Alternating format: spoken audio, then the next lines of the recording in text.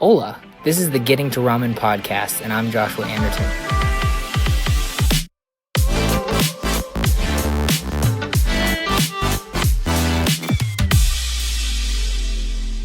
So I've been wanting to record an episode for a while on the mental and emotional side of starting a company based on my experience.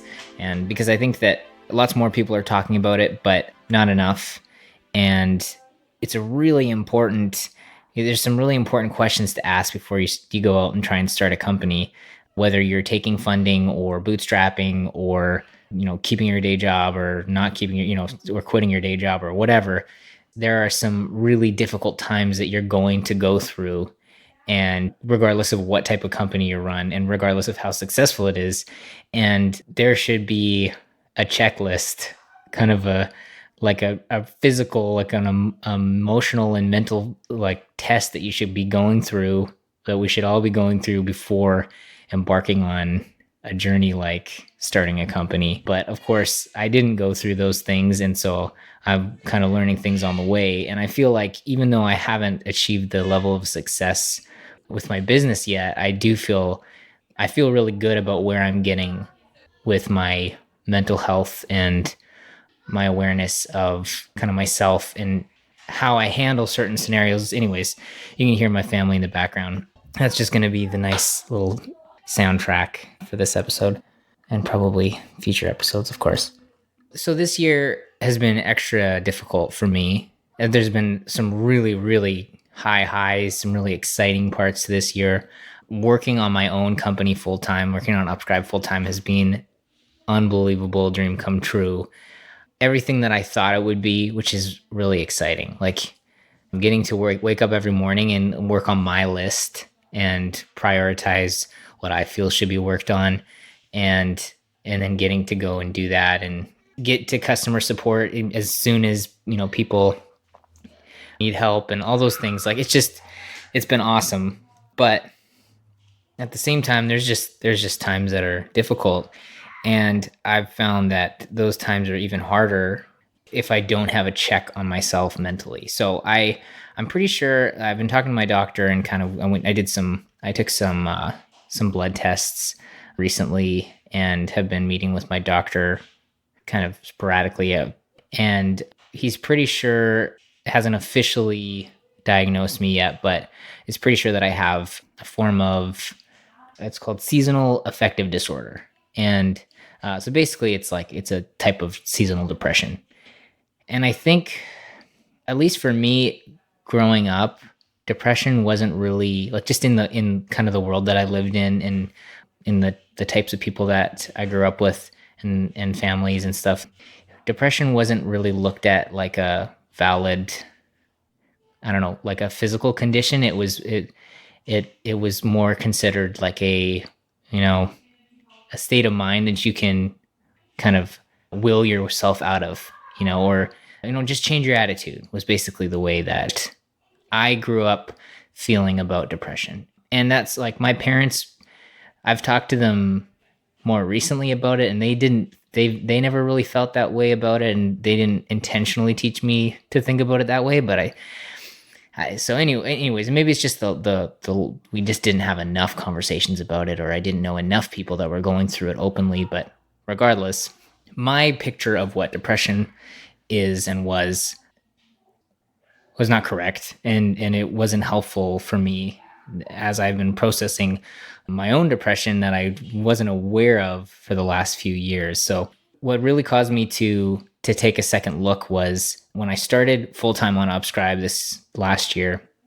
and was experiencing the same kind of lows and the same kind of like lack of energy and lack of excitement for things that usually are exciting to me, and loss of appetite and all these different things that I genuinely thought were that I experienced in the past, but thought it was because I was working at a company or in a situation that I didn't like, or that I'm a founder, I'm an entrepreneur. It's because I'm working for someone that I'm experiencing these things.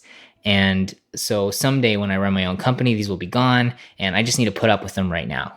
And that was just wrong. So, which I discovered because this year in kind of the highest highs of switching to running Upscribe full time, I experienced that seasonal depression again. And it finally made me go, okay, this isn't right. Like there's something wrong here because this is I'm supposed to be happy. Like this is supposed to be the most exciting time of my journey in business, and instead I'm feeling these same lows. And so for me it looks like basically I just I lose interest in the stuff that usually gets me really excited. So, and I've talked about this on the podcast before also is like I know when I'm burning out because I start to lose excitement for building products, for building companies or starting side projects or creating websites or building writing software or whatever. Those are things that I do even when I'm being lazy. Like when I have no energy and I'm exhausted, I get energy from then turning and working on a new little project or working on Upscribe or making a video or doing something creative. And so in the past, when I didn't have energy for those things, I just wrote it off. Like I thought that I was just being lazy, and I finally realized like it wasn't laziness, it was burnout. And now I'm realizing it's a bit more than that. It's something that actually happens a few times a year for me.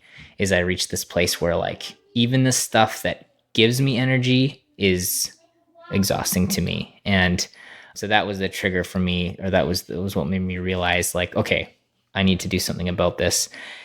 And so this is still fairly new, fairly like early in my journey of it, like kind of as I'm trying to address this, I'm still just kind of trying to figure this out. But I think that, but I thought I'd jump on here and at least talk about some of the things that I'm trying, even just for my own reference in the future. So, and once again, like I'm not bringing all this up to get attention. That's certainly not the case. And I don't have enough listeners on this podcast for that to be the case either. So I think that this is important especially for the people that are listening to this podcast.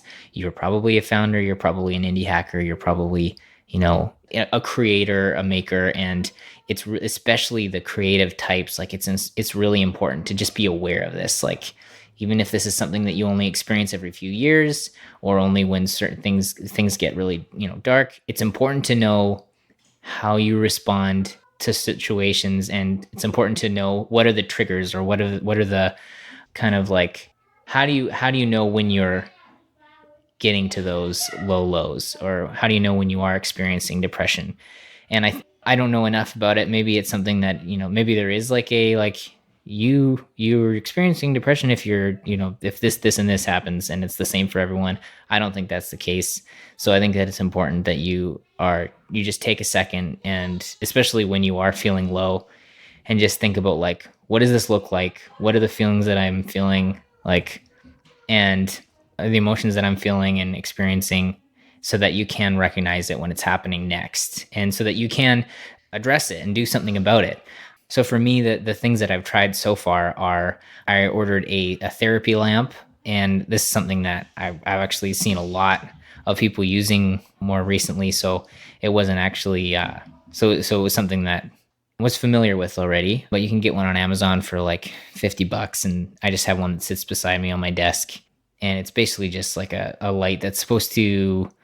Now, don't quote me on this because I don't know the scientific reasons, but basically there's just, especially in places like Vancouver where I live, where a lot of the year it's pretty dark and overcast, we just don't get enough sunlight. And so having these special lights that help kind of make up for the vitamins and make up for things that we're lacking because of that lack of sun. Anyways, that's my best explanation.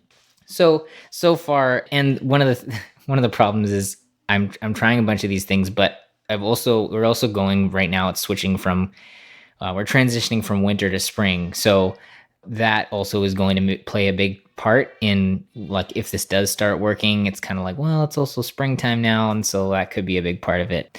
Now at the same time, like I said, I live in Vancouver, so spring may just not come. It may just stay overcast. We've had a few nice days. So I've been using the therapy lamp, and that's seem to be, well, for the most part, it's just obnoxious because I've got this bright light in my face. So maybe I need to try a few different positions and levels of brightness. But I don't know how, like, so far, yeah, I've had a, good couple of weeks. I don't know if that's because of that or other reasons. But anyways, I also don't want to stop using it just in case. But I will certainly like update on how that is helping or not helping. I'm also going to start, or I've started taking B12, which, like I mentioned earlier, I took a bunch of blood tests to kind of see if I had any deficiencies, and there was nothing. There were no flags. So basically, I'm not low on B12. I'm not low on iron or any of those things, but I'm still not. I still just don't have a lot of energy throughout the day. So there's still more, kind of like more that I need to talk with my doctor about, and potentially other doctors about, like whether it's because my brain just isn't producing enough serotonin, or whatever. So I'll figure that out. And now that I've released this episode, I'll make sure that I kind of give an update later on about the discoveries that I make. But so far, yeah, the B12 therapy lamp. I'm also like, I bought a Sonos, which is just like a nice wireless Bluetooth speaker with really good sound. And it's a little expensive. It's a few $100.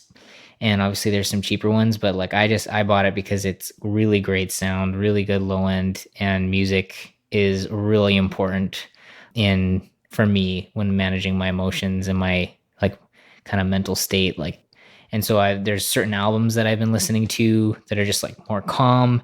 So in the morning I put on mainly Jose Gonzalez's Vestiges and Claws. It's just this really nice calm album. It makes me feel like I'm at the beach. And so that really helps me rest in the morning and just kind of like slow down and feel and try and get my happy place. So that's been a big part. So music is really important, but music that sounds great. I've got a, music background. So like it just has to sound good. It has to, it just has to. Otherwise it's going to cause me, it just doesn't help if it doesn't. So anyways, music, light therapy, vitamins. So B12.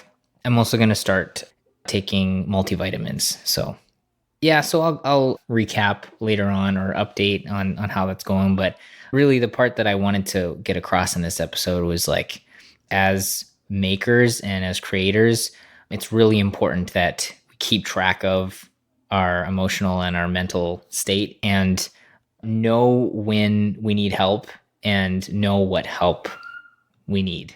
So if there's things that you can have in your office that will help with that, or there's people that you can go to in those times, like you need to be on top of it, because this is a really long journey. Whether your company takes off or doesn't, it's a long journey and it's a roller coaster, and we need to be able to stay on top of it.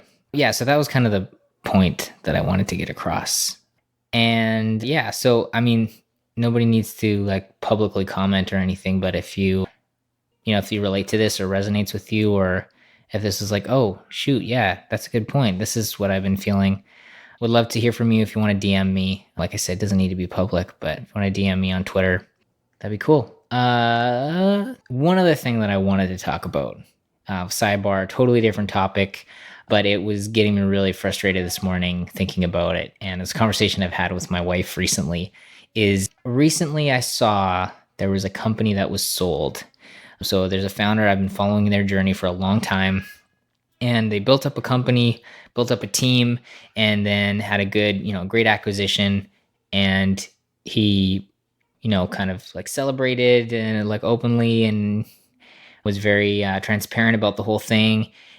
And I think that like, and for the most part, I don't think that anyone really, so basically it looked like a really good situation. Great sale, great transition for the team. Everything looked like it was really good. And then a few weeks later, I was talking to one of the employees that moved to the acquirer's company, and they were just like, things didn't turn out great for the team.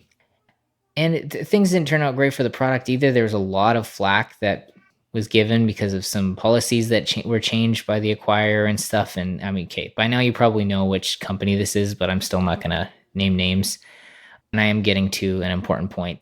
But basically, it just made me think like, and obviously I'm a long ways away from worrying about like having a team and having to sell and all that.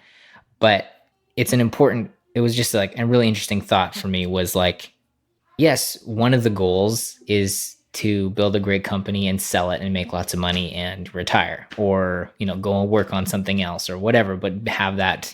That's one of the cool things about being able to start a company, is that someday you can sell it for millions of dollars. And for the most part, it's like, especially when you didn't take investment and you don't have a lot of people that you need to pay off or whatever. It's like, it's kind of like no strings attached. Like, just sell that thing, make a bunch of money and move on. Like, this is so cool. That's like the dream. But when you have a team that you have convinced to like take a risk with you on this business for, and like, you like, people have entrusted their lives with you, their livelihoods, for a certain amount of time, instead of going off and working for a larger company where there'd be a lot more security, where they'll make way more money, all those things, potentially way more money. They're saying like, no, I'm not going to do that. I'm going to come work for you because this is the company that I want to work for. I think that it's important that if you're selling, that the team, that the new company that's going to be taking over has also got at least a similar culture to what you sold your employees on. Otherwise, it's like, who cares if you gave them a job? Like, they would have never, I don't know, like, if I hire a team and then I sell to Amazon, it's like, well, those people may not have wanted to work at Amazon. It's like, so basically it just made me think like, and now the person that sold that company is going out and starting another company. He's inviting people to come work for him. And I'm like, I don't want to work for you.